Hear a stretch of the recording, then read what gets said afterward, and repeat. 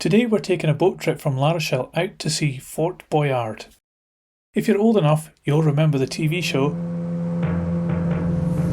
Ahead of me, 4 kilometres out in the Atlantic Ocean, lies the Napoleonic fortress, home to tough and daunting challenges, exciting adventures and a golden treasure guarded by tigers. Fort Boyard!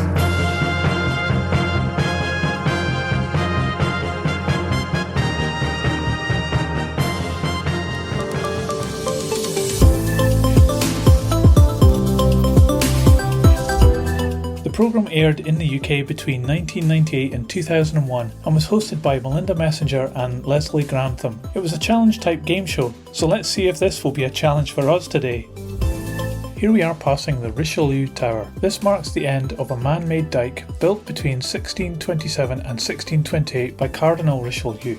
It was a huge seawall that blockaded the channel, stopping the English fleets from supplying the besieged La Rochelle. The city eventually surrendered, bringing an end to the French Protestant rebellion against the crown. It still remains a shipping obstacle to this day though.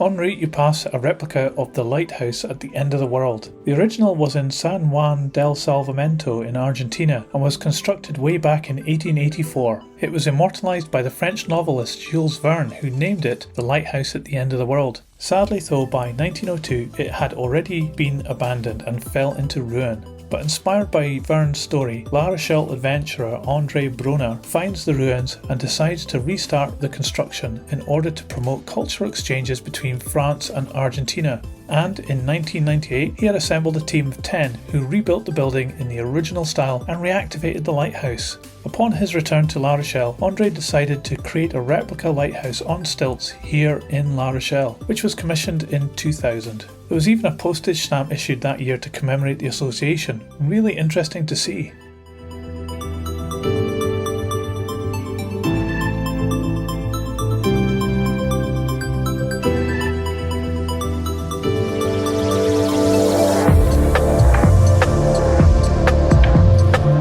Looming into sight is today's destination, the famous Fort Boyard. As Melinda mentioned earlier, it's a Napoleonic fort completed in 1857. However, a fort had been proposed on Boyard Bank as far back as the 17th century. At the time, there was a gap between the lines of cannon fire from nearby islands that represented a hole in the line of fortifications of the arsenal of Rochefort. Various costs and logistics problems meant it didn't actually start getting built until Napoleonic times, and in 1800 work began. However, it would take a further 57 years before it was completed, and in that time improvements in cannon ranges meant it was rendered unnecessary even before it was finished.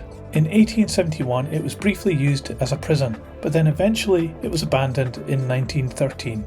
The game show breathed new life into the ruins, as in 1989 it was reconstructed specifically for the show. Today, as a listed building, it remains defiant against the ravages of the sea. Something's weighing heavy, created too much pressure, this ain't healthy. Although we weren't allowed onto the fort, the boat trip to see the structure up close is a really interesting and unique experience. We're heading off now to our next destination, Île-d'Aix, which you can check out by selecting the link on screen now. I hope you liked this video. Please give it a thumbs up if you did, it really helps this channel. That's it for today though. See ya!